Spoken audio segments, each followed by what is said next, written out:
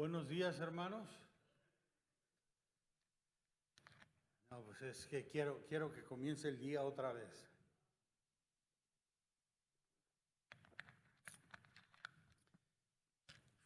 Buenas, ¿cómo decimos? Tardes, noches. Estamos contentos porque el Señor todavía nos permite vida, porque podemos considerar las cosas de Dios. ¡Qué privilegio! Y vamos a orar porque ya es tiempo de comenzar y vamos a comenzar nuestro servicio.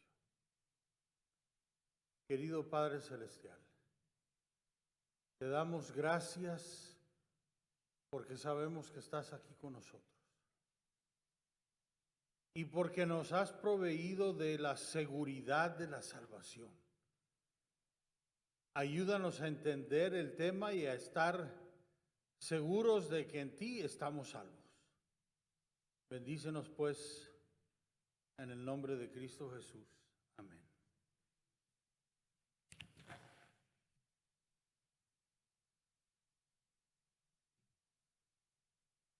Debería de comenzar con mi guitarra. Me viene a la mente el cantito Dios está aquí. Dios está aquí. Dios está aquí. Es tan cierto como el aire que respiro. Es tan cierto como en la mañana se levanta el sol. Es tan cierto como que le canto y me puede oír. Dios está aquí. Es tan cierto como el aire que respiro. Es tan cierto como en la mañana se levanta el sol.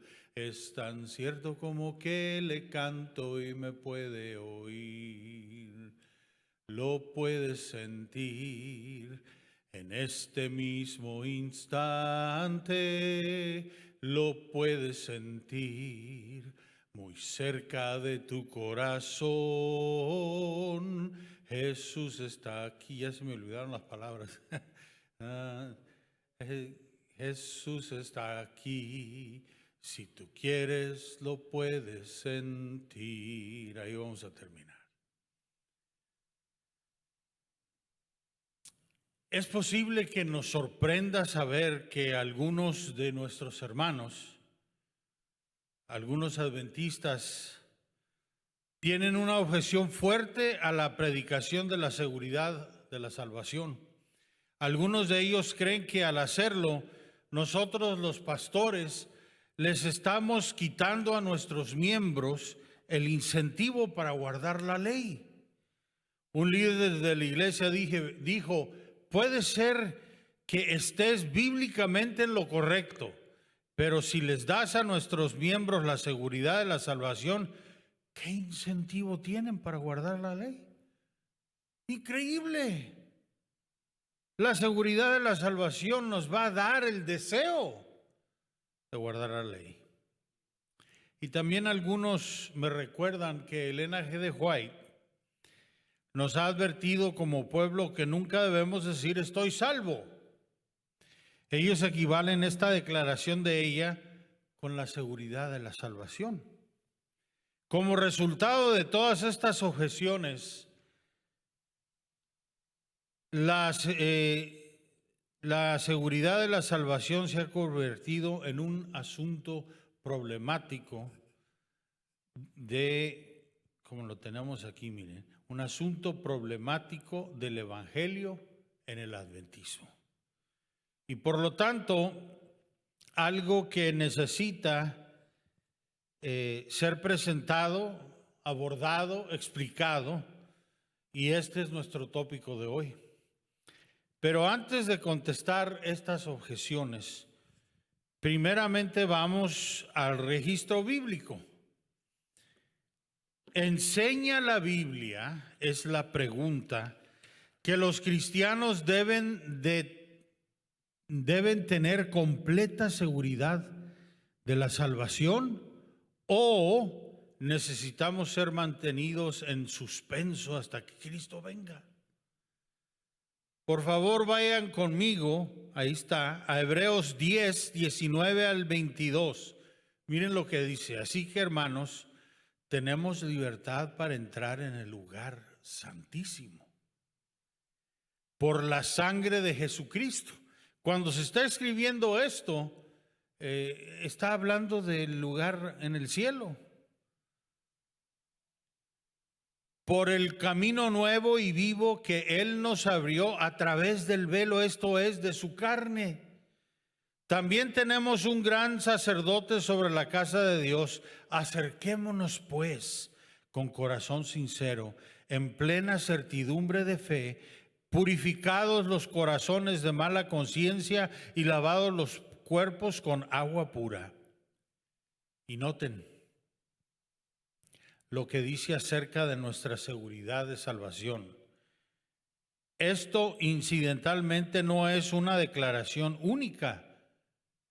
En las Escrituras dice que nos abrió velo, tenemos libertad por su sangre, es un camino nuevo y vivo. Y por eso dice: acerquémonos con corazón sincero, con plena ¿qué? Certidumbre de fe. Ahora, como dije, no es el único. Vamos al siguiente. Aquí hay dos textos. Juan 5:24. Ciertamente os aseguro que el que oye mi palabra y cree en el que me envió tiene vida eterna. Hablando Cristo Jesús. El que oye y cree tiene ¿qué? Vida eterna. Y no será juzgado, sino que ha pasado de la muerte a la vida. Marcos 16, 15 y 16 dice: les dijo: id por todo el mundo y anunciar las buenas nuevas a toda criatura. El que crea y sea bautizado será salvo, pero el que no crea será condenado. Así es que requisito: creer y ser bautizado. La misma verdad también fue predicada por los apóstoles. Vamos a Hechos. Hechos 15, 1 y luego 10 y 11. Dice lo siguiente: algunos que habían llegado de Judea a Antioquía se pusieron a enseñar a los hermanos: a menos que os circuncidéis conforme a la tradición de Moisés, no podéis ser salvos. Entonces, ¿por qué tratáis ahora de provocar a Dios poniendo sobre el cuello de esos discípulos un yugo que ni nosotros ni nuestros antepasados hemos podido soportar? Dice Pablo. No puede ser, más bien como ellos creemos que somos salvos por la gracia de nuestro Señor Jesús. Otro texto en Hechos de los Apóstoles, está aquí en el capítulo 16, versículos 28 al 31. No te hagas ningún daño. ¿De qué está hablando? Del carcelero de Filipo. Él creía que se habían salido con el terremoto porque se abrieron todas las puertas. Y Pablo dice: no te hagas ningún daño. El carcelero pidió luz, entró precipitadamente y se echó temblando a los pies de Pablo y Silas. Luego los sacó y les preguntó: señores, ¿qué tengo que hacer para ser salvo? Cree en el Señor Jesucristo, así tú y tu casa seréis salvos, le contestaron. Habiendo establecido este hecho de las Escrituras, que los cristianos deberían tener completa seguridad de la salvación, porque nos dice que si creemos en lo que Dios ha dicho y nos bautizamos, vamos a ser salvos. Debemos de tener completa seguridad de salvación. Y ahora vamos a considerar las tres objeciones mencionadas, tres objeciones a esta maravillosa verdad. La objeción número 1. ¿Nos quita la seguridad de la salvación la motivación o incentivo para obedecer? La respuesta es sí, si estás usando la ley como un medio de salvación. En otras palabras, ¿por qué luchar para guardar la ley si ya estoy salvo?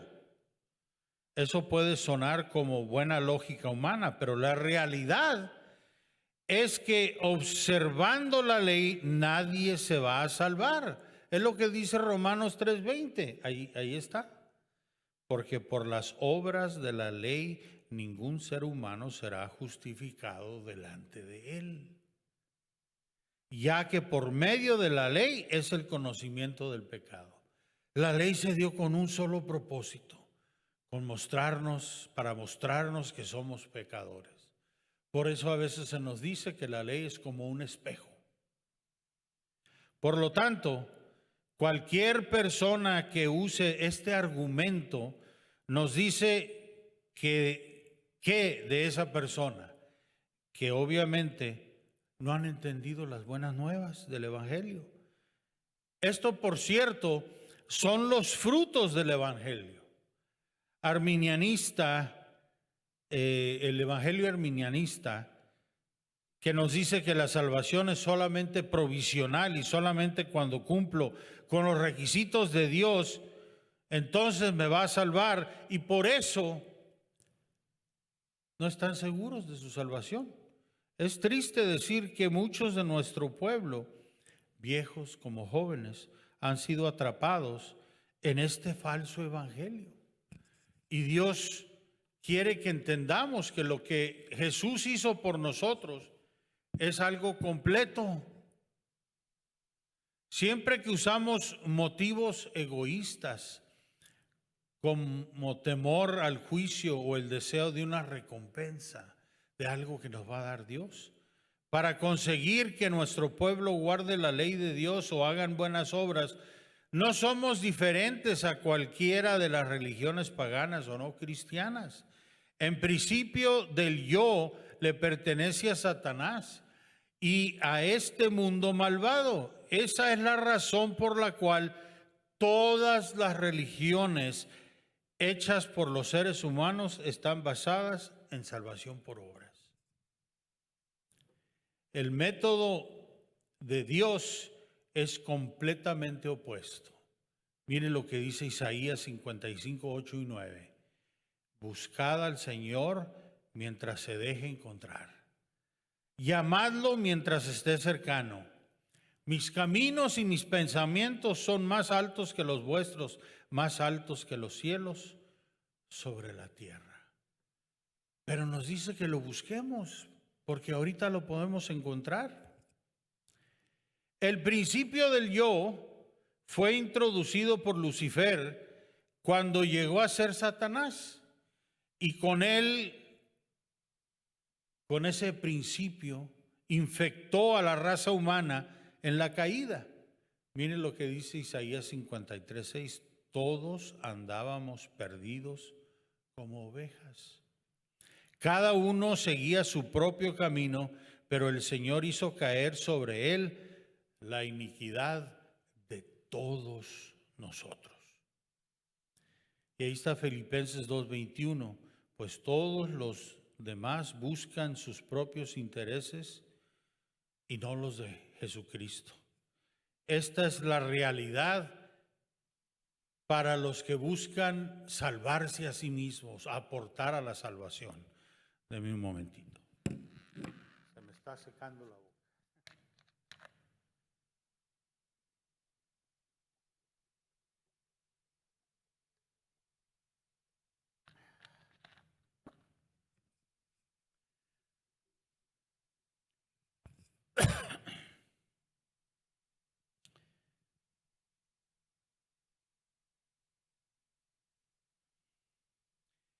En contraste, el reino de Dios se establece sobre el principio del desinteresado amor ágape.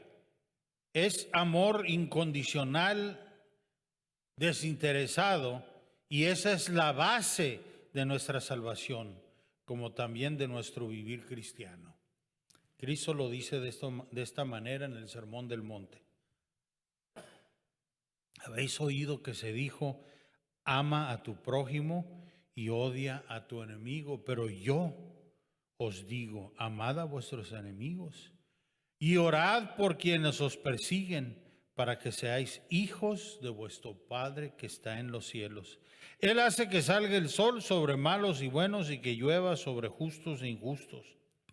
Si amáis solamente a quienes os aman, ¿qué recompensa recibiréis? ¿Acaso no hacen esto los recaudadores de impuestos, que para judíos eran el pecador más bajo, porque le estaban cobrando al mismo pueblo, estaban representando a Roma? Y si solamente saludáis a vuestros hermanos, ¿qué hacéis de más? ¿Acaso no hacen esto hasta los gentiles? Por tanto, sed perfectos, así como vuestro Padre Celestial es perfecto. Y miren lo que dice en 1 Corintios 13, el del amor. Dice, si hablo en lenguas humanas y angélicas, pero no tengo amor, no soy más que un metal que resuena o un platillo que hace ruido. Si tengo el don de profecía y entiendo todos los misterios y poseo todo conocimiento, y si tengo una fe que logra trasladar montañas, pero me falta el amor, no soy nada. Wow. Si reparto entre los pobres todo lo que poseo, y si entrego mi cuerpo para que lo consuman las llamas, pero no tengo amor, nada gano con eso. El amor es paciente, es bondadoso. El amor no es envidioso, ni jactancioso, ni orgulloso. No se comporta con rudeza, no es egoísta, no se enoja fácilmente, no guarda rencor. Wow. Cuando leemos esas palabras, dice uno, Señor, ¿cuánto me falta? El amor de Dios no tiene yo. Es decir, no es egoísta, no busca lo suyo. Cuando apelamos a la naturaleza egoísta del ser humano, tratando de que nuestro pueblo guarde la ley o hagan buenas obras, no importa cuán sinceras o llenas de buenas intenciones son, en realidad estamos apoyando el reino de Satanás, porque el egoísmo es el centro del reino de Satanás. Y contradiciendo la verdadera motivación para vivir el Evangelio. Miren lo que dice 2 Corintios 5, 14 y 15. El amor de Cristo nos constriñe, nos obliga, dice otra versión, pensando esto, que si uno murió por todos, luego todos murieron. Así es que en Cristo Jesús estamos muertos. Y Él por todos murió, para que los que viven ya no vivan para sí, sino para aquel que murió y resucitó por ellos. O sea, al tener una nueva vida, ahora nuestra vida es una vida de Cristo Jesús. Y entonces nosotros vivimos para agradarlo. Ahí también está Juan 13, 34 y 35. Este mandamiento nuevo os doy, que os améis los unos a los otros. Así como yo os he amado, también vosotros debéis amaros unos a otros. Nos está poniendo un ejemplo muy alto. Necesitamos amar a los demás como Él nos amó a nosotros. De este modo todos sabrán que sois mis discípulos si os amáis unos a otros. Segunda objeción. ¿Es la seguridad de la salvación lo mismo que una vez salvo, siempre salvo? La respuesta es un gran no. La doctrina de una vez salvo, siempre salvo, está basada en la doctrina calvinista de la predestinación, mientras que la seguridad de salvación está basada en la doctrina de la justificación por la fe. Déjeme explicar.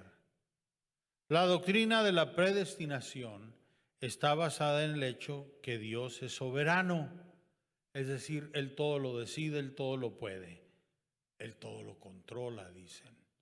Esto quiere decir que lo que Dios decida, eso sucederá. Y ya que la Biblia claramente enseña que algunos se van a perder, Calvino concluyó que no puede haber salvado a toda la humanidad en la cruz, sino solamente a aquellos a quien Él predestinó para que fueran salvos. El resto de la humanidad, dijo él, son pervertidos y se van a perder. ¡Wow! ¡Qué fácil condenó a tanta gente! Pero aquellos que Dios predestinó para salvar, Él les da el regalo de la fe, dijo Calvino. Y cuando este regalo de fe es ejercitado, el creyente se le garantiza seguridad eterna, o lo que conocemos como una vez salvo, siempre salvo. Porque ahora, dicen los calvinistas, has llegado a ser un hijo de Dios, y este hecho nunca se puede cambiar, no importa la razón. El hijo pródigo es a menudo dado como ejemplo. Él se fue, malgastó su vida y regresó, y el Padre lo aceptó. Esta doctrina de seguridad eterna, cuando se examina cuidadosamente, está basada primordialmente en la lógica humana, en lugar de un así dice Jehová. En la Biblia puede leer que Cristo vino a esta tierra para salvar no a unos pocos. Todos los textos universales del Nuevo Testamento claramente demuestran que en Cristo toda la humanidad fue salva. Pero como Dios creó a la raza humana con libre albedrío, solamente los que deliberadamente, persistentemente y ultimadamente rechacen el don gratuito de la salvación de Dios, se perderán eternamente. Miren cómo lo dice en un texto que conocemos, pero ahí le vamos a agregar un poquito más. Porque tanto amó Dios al mundo, que dio a su Hijo unigénito, para que todo el que cree en Él no se pierda, sino que tenga vida eterna. Dios no envió a su Hijo al mundo para condenar al mundo, sino para que el mundo, note, está hablando de todo el mundo, fuera salvo por Él. El que cree en Él no es condenado. Ahora está hablando del libre albedrío que tenemos. El que cree en Él no es condenado, pero el que no cree ya está condenado por no haber creído en el nombre del Hijo unigénito de Dios. Versículo 36. El que cree en el Hijo tiene vida eterna, pero el que rechaza al Hijo no sabrá lo que es esa vida, sino que permanecerá bajo el castigo de Dios. Más claro no lo podemos decir. Nos aprendemos todos Juan 3:16, pero no leemos todo el capítulo.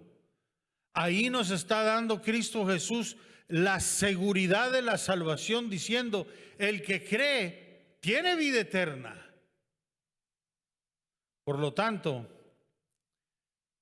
cualquiera que considere igual la seguridad de la salvación con una vez salvo, siempre salvo, ha fracasado en ver la distinción entre las dos. Lo que la Biblia enseña es que mientras estemos parados sobre la plataforma de la justificación por la fe, podemos tener completa seguridad de salvación.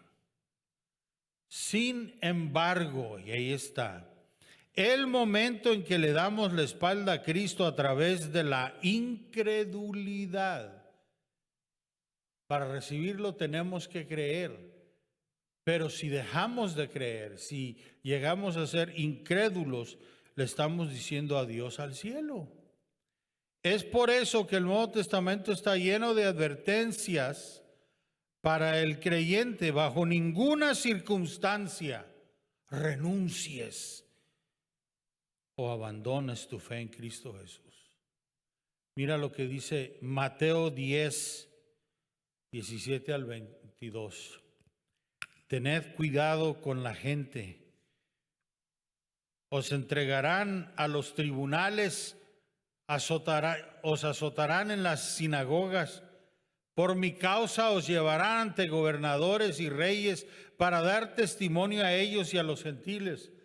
Pero cuando os arresten, no os preocupéis por lo que vais a decir o cómo vais a decirlo.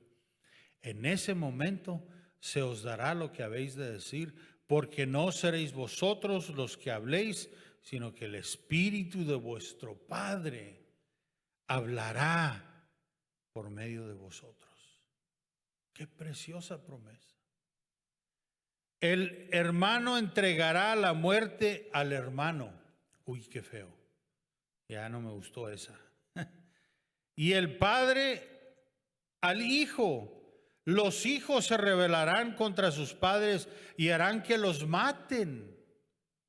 Por causa de mi nombre todo el mundo os odiará, pero el que se mantenga firme hasta el fin será salvo. Es decir, no importa si te maten, si tú mueres aferrado de Cristo Jesús, tienes la vida eterna garantizada. En Hebreos 10, 35 al 39 dice así: así que no perdáis la confianza, porque ésta será grandemente recompensada. Necesitáis perseverar para que, después de haber cumplido la voluntad de Dios, recibáis lo que Él ha prometido. Pues dentro de muy poco tiempo el que ha de venir, ¿qué? Vendrá y no tardará. Y luego dice, mas el justo vivirá por la fe. Y si se vuelve atrás, no será de mi agrado, dice Dios.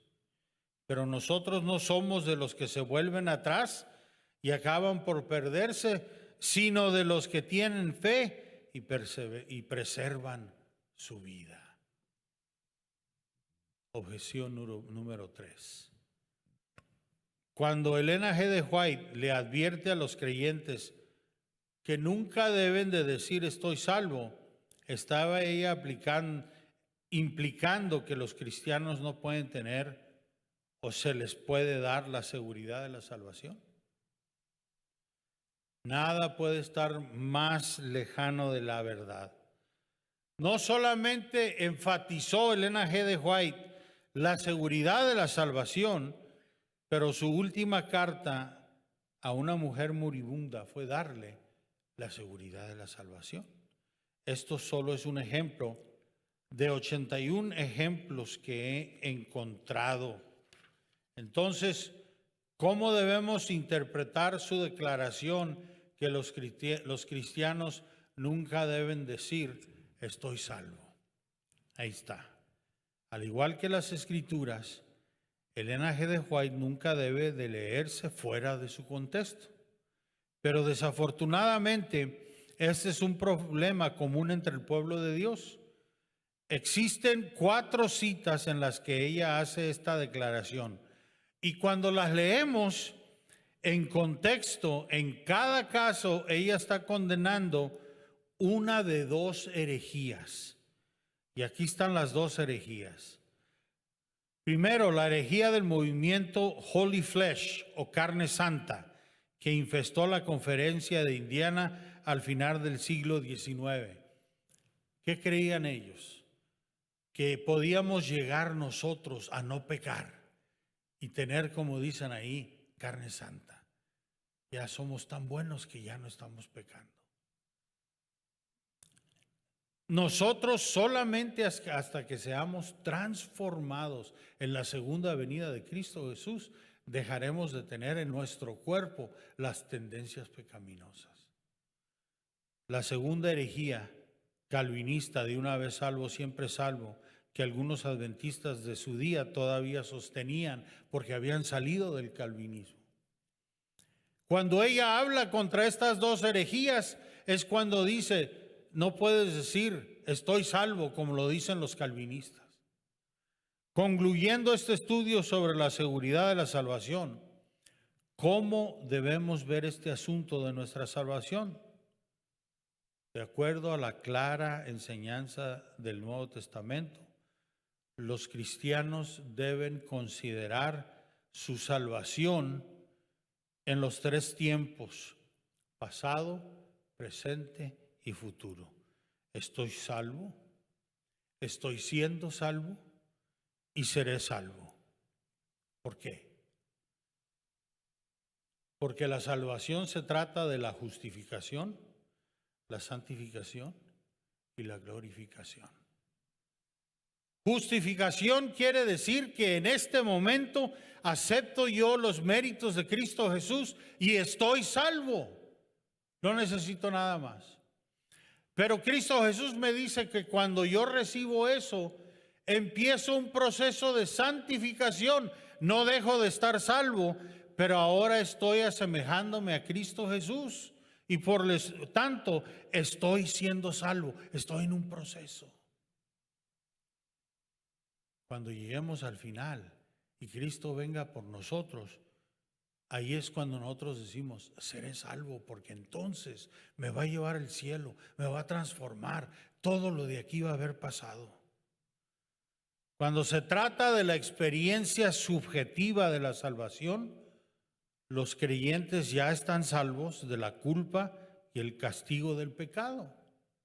Noten, estamos salvos de la culpa y el castigo. Y dice Juan 5:24, ciertamente os aseguro que el que oye mi palabra y cree al que me envió tiene vida eterna y no será juzgado, sino que ha pasado de la muerte a la vida. Así es que noten, ya no tiene culpa y el castigo del pecado ya se le quitó.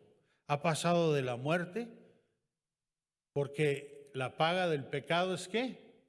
La muerte. Así es que el castigo ya se lo quitó el Señor. Romanos 8:1, por lo tanto, ya no hay ninguna condenación para los que están unidos a Cristo Jesús. Esa es la justificación. Ahora la santificación. Pero como aún poseemos naturalezas pecaminosas, estamos siendo salvos cada día de la esclavitud y el poder del pecado.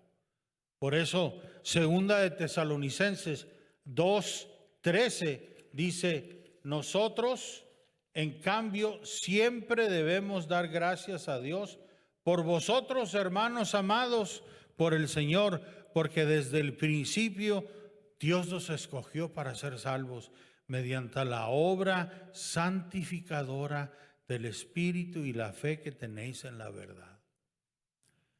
Así es que ahí están ellos en proceso, mediante la obra santificadora del Espíritu. Él está trabajando dentro de nosotros. Y finalmente, amén. De eso estaba hablando y me fui a la última. Ok. Finalmente, en su venida, vamos a ser salvos de la naturaleza y la presencia del pecado. Nuestra naturaleza va a ser cambiada y el pecado ya no va a estar presente en nosotros. Ya no vamos a tener ni siquiera un mal pensamiento.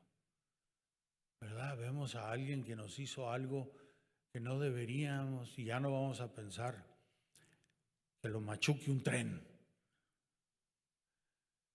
que se lo lleve Pifas. Quién sabe quién es Pifas, pero bueno. Ya no vamos a tener esos pensamientos. Todo va a cambiar en nosotros. Por eso dice Romanos 8:23 al 25, y no solo ella, sino también nosotros mismos, que tenemos las primicias del Espíritu, gemimos interiormente mientras aguardamos nuestra adopción como hijos, es decir, la redención de nuestro cuerpo.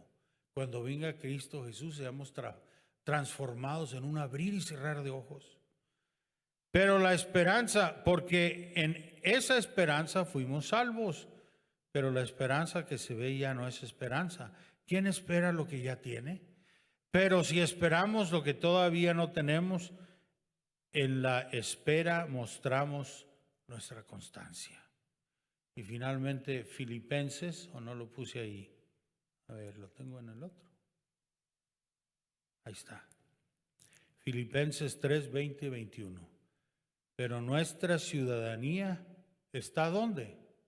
En los cielos, de donde también esperamos al Salvador, al Señor Jesucristo. Cristo nos dice, porque yo estoy allá, ustedes están sentados conmigo. Y usted dice, ¿pero cómo? ¿Yo estoy sentado aquí en la iglesia? Por la fe estamos con Él. Es una realidad espiritual. Pero en Cristo las tres ya son nuestras. Eso es lo hermoso. La justificación, la santificación, la glorificación. Las tres las va a hacer Él en nosotros. Una ya la hizo, la otra la está haciendo y la otra estamos esperando para que cuando venga seamos como Él es, porque le veremos cara a cara. Esta es la razón por la que los creyentes pueden tener completa seguridad de la salvación. Y es mi oración que tú tengas esa completa seguridad, porque has aceptado a Cristo Jesús, has creído en Él y has sido bautizado o bautizada. ¿Por qué es necesario bautizarse? Porque estamos a través de ese simbolismo aceptando su muerte al bajar a las aguas, su muerte, y la resurrección como una nueva criatura en Cristo Jesús. Es lo que Dios quiere para todos nosotros y es lo que quiere que sea nuestra experiencia. Oremos. Querido Padre Celestial, te damos gracias porque eres un Dios de amor y porque en tu amor tu deseo es salvarnos. Te pedimos, Señor, que entendamos que nos has dado la seguridad de la salvación, que por tu sacrificio en la cruz ya somos salvos, que porque lo que el Espíritu está haciendo en nosotros es algo que Él hace y no nosotros, estamos siendo salvos, estamos siendo preparados para verte. Y te damos gracias porque cuando venga, Señor, vamos a estar listos para ser transformados a tu imagen. Por eso te lo agradecemos todo en el nombre de Cristo Jesús. Amén. El Señor los bendiga, hermanos. Gracias por haber venido. Que tengan una buena tarde, una buena noche.